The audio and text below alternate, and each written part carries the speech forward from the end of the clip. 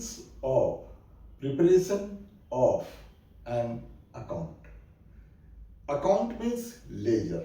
Ledger मतलब English के capital letter का टी फॉर्म, जिसका लेफ्ट साइड डेबिट होता है, राइट साइड क्रेडिट होता है।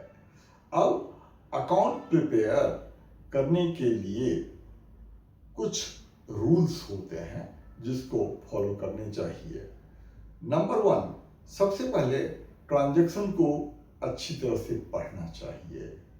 एक बार में मीनिंग क्लियर नहीं हो, 2 बार 3 बार पढ़ के सबसे पहले मीनिंग क्लियर करना चाहिए। स्टेप 2 या सेकेंड रूल, ट्रांजैक्शन को समझना चाहिए।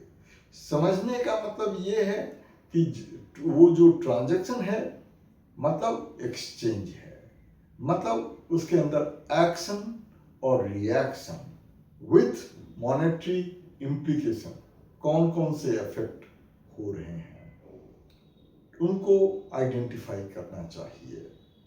रूल 3, जो आइटम या अकाउंट अफेक्ट हुए हैं उनका टाइप ऑफ अकाउंट या नेचर डिसाइड करना चाहिए। अब इसके 2 ऑप्शंस होते हैं, ट्रेडिशनल अप्रोच से या मॉडर्न अप्रोच से। बेटर होता है कि मॉडर्न अप्रोच से नेचर या टाइप ऑफ अकाउंट डिसाइड करें। मॉडर्न अप्रोच से नेचर ऑफ अकाउंट 5 होते हैं, asset, expenses, liabilities, capital and revenue. Third step में नेचर ऑफ अकाउंट डिसाइड करते हैं।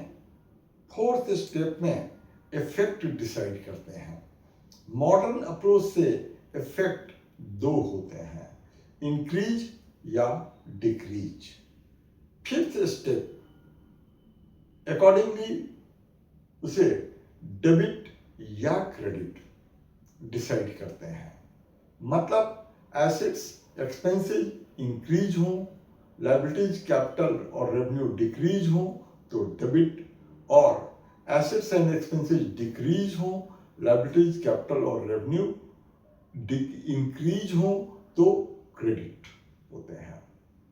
नेक्स्ट स्टेप, जब ये डिसाइड कर लिया कि रेस्पेक्टिव अकाउंट डेबिट होगा या क्रेडिट होगा, तो फिर 3 बातें डिसाइड करनी चाहिए कि अगर डेबिट होगा तो उस डेट का, उस ट्रांजैक्शन का डेट क्या है, वो क्यों डेबिट होगा या क्रेडिट होगा, और उसका अमाउंट। ये तीनों डिसाइड होने के बाद ही डेबिट में या क्रेडिट में उनको पोस्ट करना चाहिए, लिखना चाहिए। इसको पोस्टिंग कहते हैं।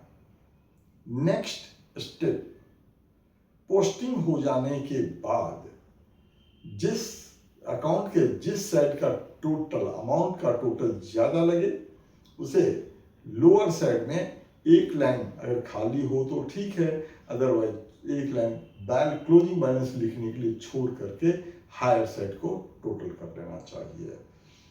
इस स्टेप को कास्टिंग बोलते हैं। फिर अगला स्टेप आता है बैलेंसिंग का। लोअर साइड में हायर साइड का टोटल जिस रो में लिखा है उसी रो में लोअर साइड में सेम फिगर कॉपी कर देते हैं।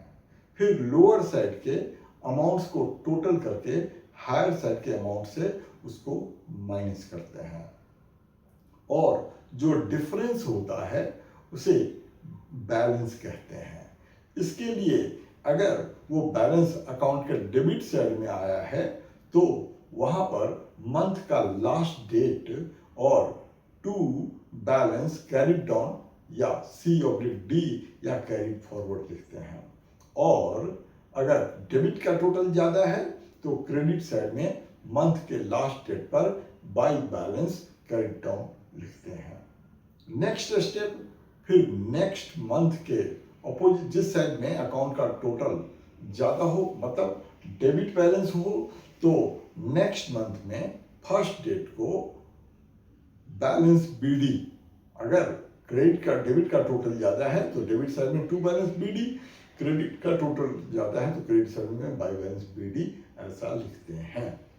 तो लेजर बनाने में, अकाउंट बनाने में इन सारे स्टेप्स को अगर ध्यान में रखते हैं तो लेजर अच्छी तरह से बनता है।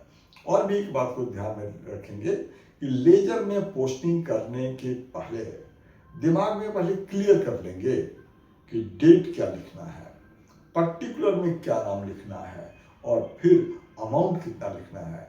दिमाग में क्लियर हो जाने के बाद ही उसको नोट करना चाहिए।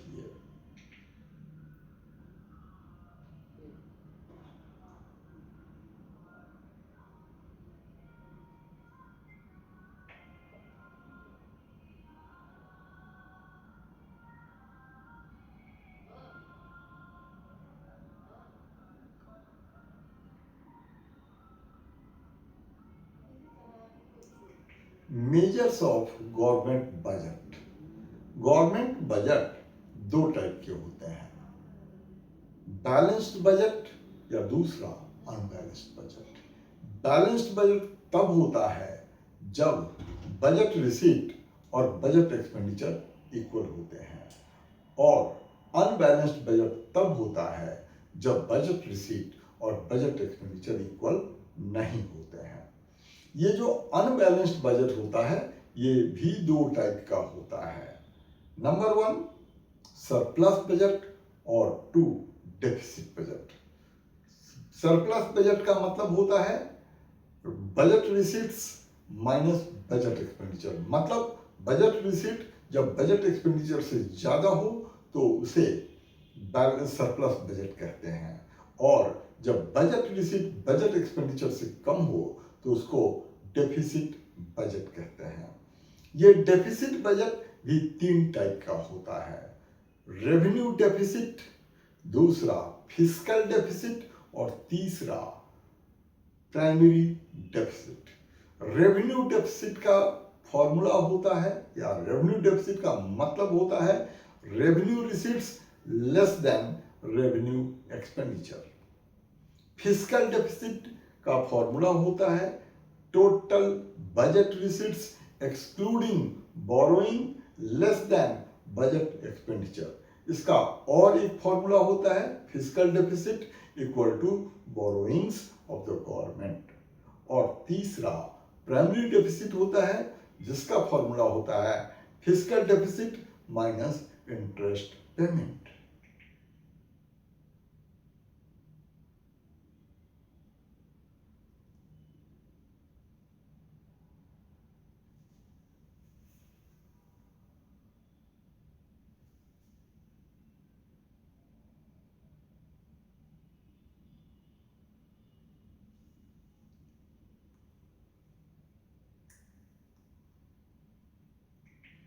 एंटिटी, अकाउंटिंग में entity is anyone who does economic activity.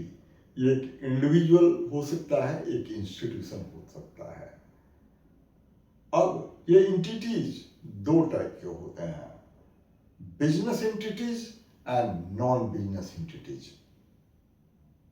Business entities मतलब जो प्रॉफिट मोटिव से काम करे, और जो बिजनेस है और वो जो इकोनॉमिक एक्टिविटी कर रहा है वो। Non business entities school, club, hospital, मंदिर, ट्रस्ट ये होते हैं।